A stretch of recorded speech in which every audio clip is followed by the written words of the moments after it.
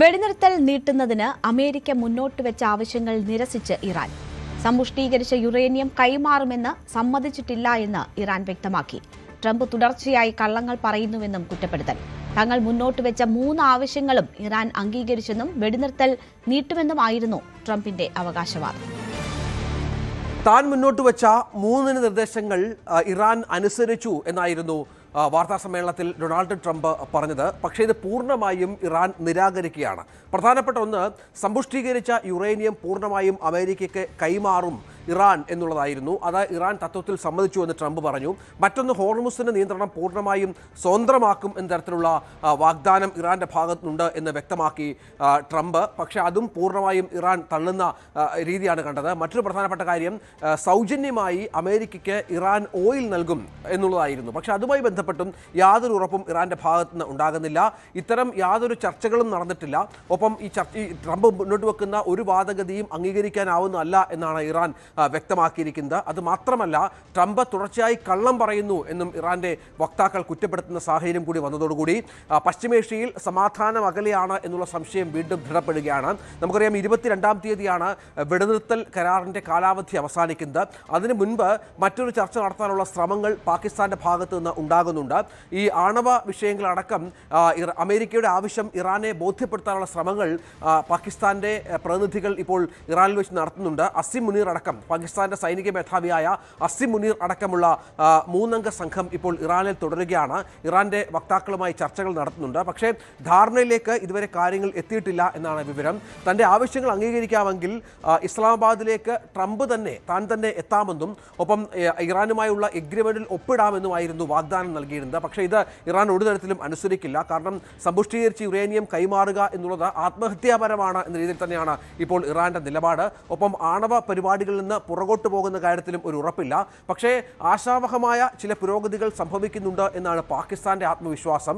ആ തരത്തിൽ ചില കാര്യങ്ങൾ ഏതാനും ദിവസങ്ങൾക്കുള്ളിൽ നടന്നേക്കാം എന്നും പാകിസ്ഥാൻ പറയുന്നു. പക്ഷേ ഇനി കുറച്ച് 4-5 ദിവസങ്ങൾ മാത്രമാണ് ഈ വെടിനിർത്തൽ കാലാവധിയുമായി ബന്ധപ്പെട്ടുള്ളത്. നേരത്തെ രാവിലെ ട്രംപ് സംസാരിച്ചപ്പോൾ വ്യക്തമാക്കിയ വളരെ പ്രധാനപ്പെട്ട ഒരു കാര്യമെന്ന് പറയുന്നത്, ഈ ആവശ്യങ്ങൾ ഇറാൻ അംഗീകരിച്ചില്ലെങ്കിൽ വീണ്ടും ആക്രമണത്തിന് മടിക്കില്ല എന്നാണ്. അതിലേക്ക് ഇനി ട്രംപ് പോകുമോ എന്നുള്ളത് ഏതാനും മണിക്കൂറുകൾക്കുള്ളിൽ അറിയാം എന്നാണ് കരുതേണ്ടത്. മറ്റൊന്ന്, ഹിസ്ബുള്ളയുമായി ബന്ധപ്പെട്ട ലെബനനിൽ വലിയ ആക്രമണങ്ങൾ ഇസ്രായേലിന്റെ ഭാഗത്തുനിന്ന് ഇപ്പോഴും ഉണ്ടാകുന്നു. ഇസ്രായേലും ലെബനനുമായി സമാധാന കരാറിൽ ഒപ്പുവെച്ചുവെന്നും സമാധാന കരാറിലേക്ക് എത്തിയെന്നും താൻ തുടർച്ചയായി അവസാനിപ്പിക്കുന്ന 10ാമത്തെ യുദ്ധമാണ് അതെന്നും ട്രംപ് അവകാശവാദം ഉന്നയിച്ചിരുന്നു. പക്ഷേ ഇതും ഏതാണ്ട് അർത്ഥവത്തല്ലാത്ത രീതിയിലേക്ക് കാര്യങ്ങൾ മാറുകയാണ്. അതിനുശേഷം ഇത്തരം ട്രംപിന്റെ പ്രസ്താവനയ്ക്ക് ശേഷം സമാധാന കരാർ നിലവിൽ വന്നു എന്നതിന് തൊട്ട് പിന്നാലെ ഇസ്രായേലിന്റെ തുടർച്ചയായ ആക്രമണങ്ങൾ ലെബനിലേക്ക് സംഭവിക്കുന്നു. 5ഓളം സാധാരണക്കാർ കൊല്ലപ്പെടുന്ന പശ്ചാത്തലം ഉണ്ടാകുന്നു. കൃത്യമായി ഇതിന് തിരിച്ചടി നൽകും എന്ന് ഹിസ്ബുള്ള പ്രഖ്യാപിക്കുന്ന സാഹചര്യം ഒരുങ്ങുന്നു. അത്തരത്തിൽ ഇറാനെ പ്രകോപിപ്പിക്കുന്ന എല്ലാ നടപടികളും അമേരിക്കയുടെയും ഇസ്രായേലിന്റെയും ഭാഗത്തുണ്ടാകുന്നുണ്ട്. മറ്റൊന്ന്, ഈ ഹോർമുസിൽ നിയന്ത്രണം അമേരിക്ക കടുപ്പിച്ചിരിക്കുകയാണ് എന്ന വിവരം കൂടി ഈ ഘട്ടത്തിൽ പുറത്തു വരുന്നുണ്ട്. വലിയ തോതിൽ മറൈനുകളെയും മറ്റും അവിടെ വിന്യസിച്ചിട്ടുണ്ട്. അവർ കപ്പലുകളെ തിരിച്ചുവിടുകയാണ്. ഇന്ന് അല്പസമയം മുമ്പത്തെ കണക്കുകൂടി നോക്കിയാൽ ഏതാണ്ട് 16ഓളം കപ്പലുകൾ ഹോർമുസിൽ നിന്ന് വഴി ഇറാനിലേക്ക് കടക്കാൻ വന്ന, ഇറാനിൽ നിന്ന് പുറത്തേക്ക് വന്ന 16ഓളം കപ്പലുകളെ ഇതിനകം മുന്നറിയിപ്പുകൾ നൽകി അമേരിക്ക തിരിച്ചയച്ചു എന്നുള്ള വിവരം ഏറ്റവും പ്രധാനപ്പെട്ട ഒന്നാണ്. ഇത്തരത്തിൽ ഇറാന് പ്രകോപനപരമായ എല്ലാ പെരുമാറ്റങ്ങളും അമേരിക്കയുടെയും ഇസ്രായേലിൻ്റെയും ഭാഗത്തുനിന്നുണ്ട്.